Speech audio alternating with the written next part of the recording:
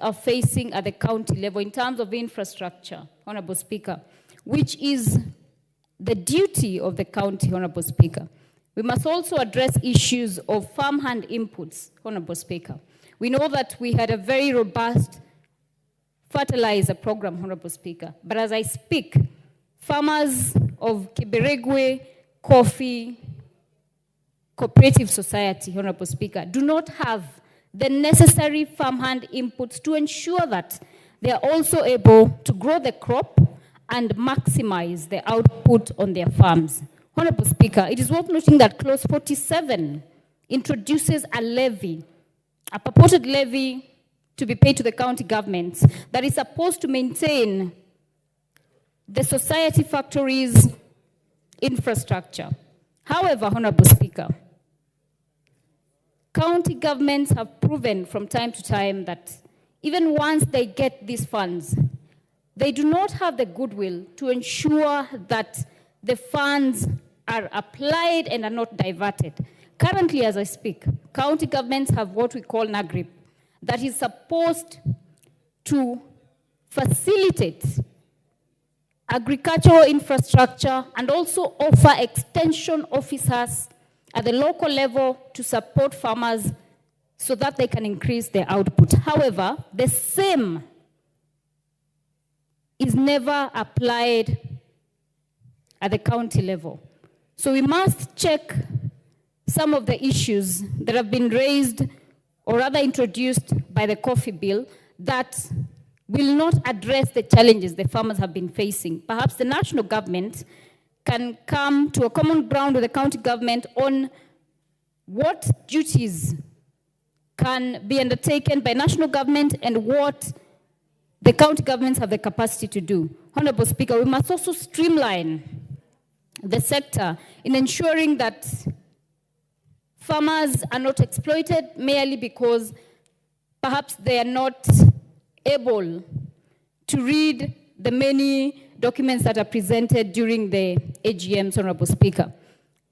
Honorable Speaker, any coffee farmer who has attended an AGM can tell you the tedious documentation, the hidden charges in terms of marketing, in terms of transport that is charged in dollars, whereas it is transport at the local level.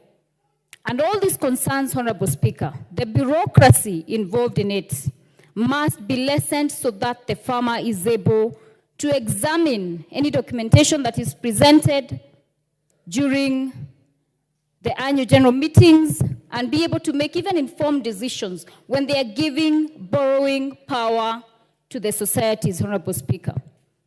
In recent times, Honorable Speaker, we have seen protests by coffee farmers arising out of instances where borrowing power has been abused by the societies or the cooperatives, Honorable Speaker, where there has been conflict of interest, where some board members also sit in some unscrupulous circles and they borrow money purporting to have borrowing authority from the coffee farmers who do not understand the documentation and the hefty documents that are provided during AGMs, Honorable Speaker. And then, mysteriously, the circles collapse.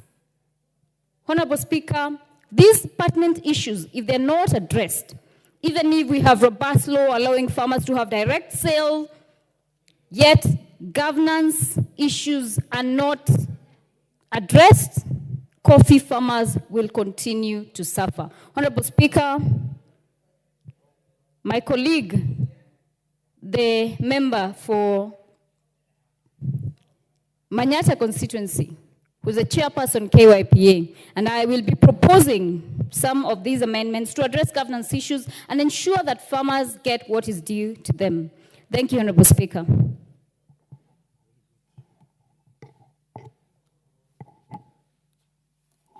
Melly.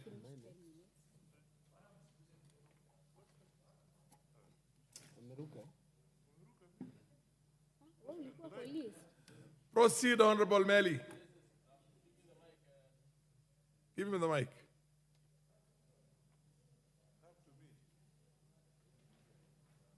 lost my card, so I don't know. Yeah, you have the mic next to you.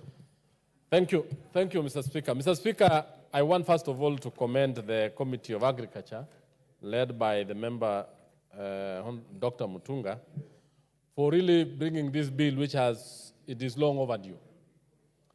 This is the bill that, Honorable Speaker, the Committee of Agriculture of the 12th Parliament, we did deliberate and move around the country to really make sure that the coffee farmer in this country is really gets his dues.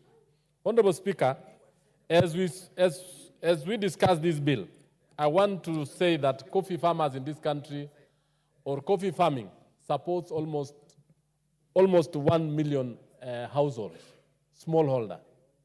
It is the crop that has been called in Kenya the black gold of the 80s.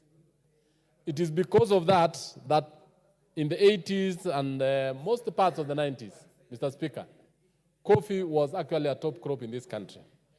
But due to mismanagement and the competition in the global market, coffee has actually gone down. But I want to thank the committee because this bill seeks to